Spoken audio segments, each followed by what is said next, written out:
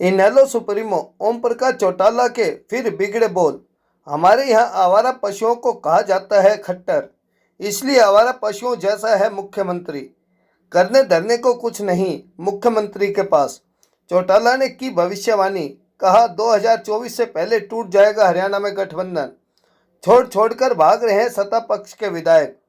बोली सत्ता की भूखी नहीं है इनेलो पार्टी, सत्ता पक्ष के साथ है हमारी लड़ाई। इनेलो नहीं करेगी किसी के साथ गठबंधन। इनेलो की नीतियों में विश्वास रखने वालों के लिए खुले हैं इनेलो के दरवाजे। करनाल में पत्रकार की गिरफ्तारी पर बोले ओम प्रकाश चौटाला, आईबी, सीआईडी और जुडिशरी पर है सरकार का कब्जा। सरकार के खिलाफ लिखने वाले पत्रकारों पर होती है कार्रवाई। चौटाला ने सरकार से किया सवाल, आखिर प्रदेश में किस बात का है कर्जा। बोले प्रदेश में विकास के नाम पर नहीं लगी एक भी ईंट। वृद्धावस्था पेंशन खत्म कर पैसा खा गई सरकार। खजाने से निकलकर सत्ताधारियों की जेबों में जा रहा है पैसा। प्रदेश की खिलाड़ी बेटियों को लेकर बोले, इनेलो सरकार ने ही दिया था खेलों को बढ़ावा। खिलाड़ियों को प्रोत्साहन राशि देने की भी की थी घोषणा। कहा खिलाड़ियों के समर्थन में अगर प्राण भी देने पड़े तो पीछे नहीं हटूंगा। रेवाड़ी से राजकुमार के साथ भानु शर्मा की रिपोर्ट।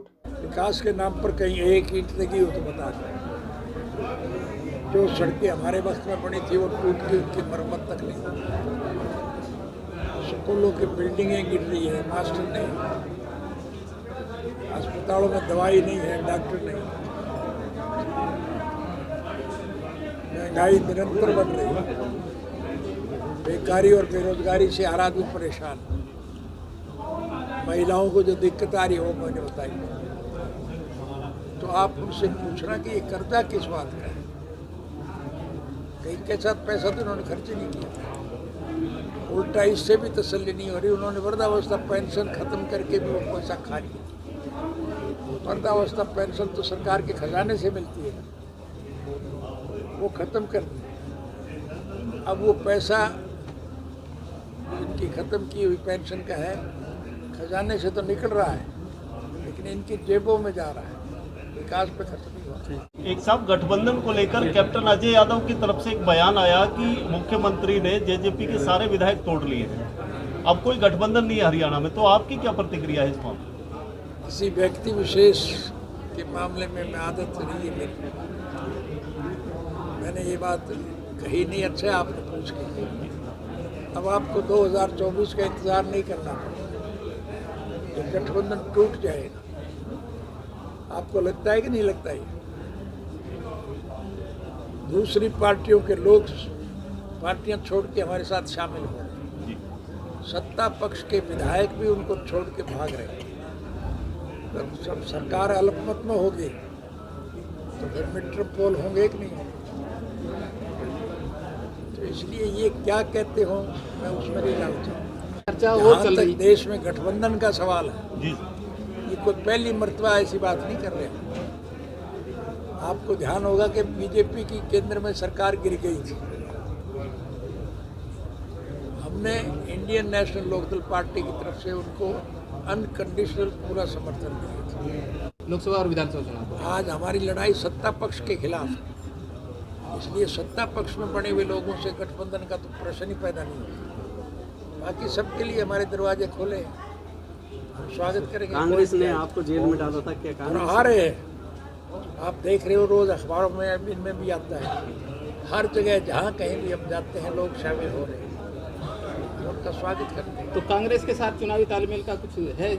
हमारा किसी से कोई तालमेल इस वक्त तक नहीं है। समर्थन में पहले भी बयान दिया हुआ, केवल बयान ही नहीं, हम उनके समर्थन में अगर हमें अपना प्राण भी देने पड़ेंगे तो हम साथ रहेंगे। खट्टर साहब जब चीफ मिनिस्टर बने थे, मैंने ये कहा था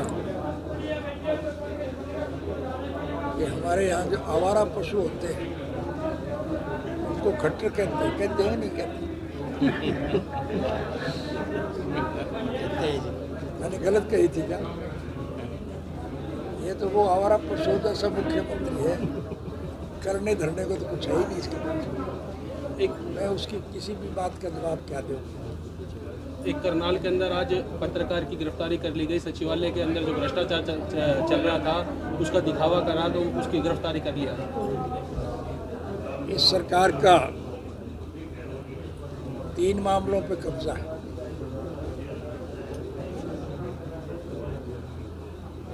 आईबी, सीआईडी और जुडिशरी।